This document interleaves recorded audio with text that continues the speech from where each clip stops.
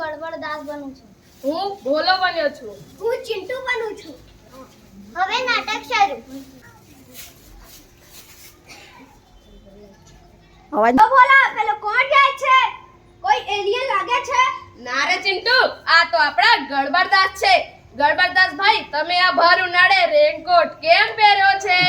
વરસાદ પડવાનો છે? ના ભાઈ ના, વરસાદથી બીક નથી લાગતી. મને તમારા પેલા લાલ લીલા અને પીળા ભૂતોથી બીક લાગે છે. મને કોઈ રમતો નહીં, મારી મમ્મી ખીજાશે. અરે ગડબડદાસ ભાઈ, બુરા ન માનો, હોલી હે. આજે તો તમે મેઘનું બનાવ્યા છે.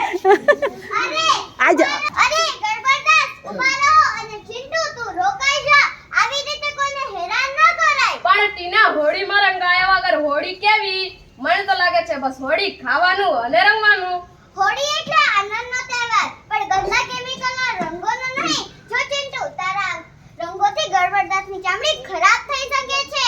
અને ગડબડદાસ, તમે આટલા બધા કેમ ડરો છો?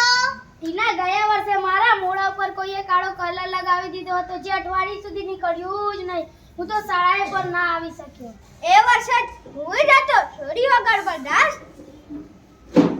જુઓ મિત્રો, આ વર્ષે આપણે ઇકો ફ્રેન્ડલી હોળી રમીશું. ગુલાલ અને કુદરતી રંગોનો ઉપયોગ કરીશું. અને ગડબડદાસ ભાઈ, તમે રેનકોટ કાઢી નાખો, અમે તમને હેરાન નહીં કરીએ.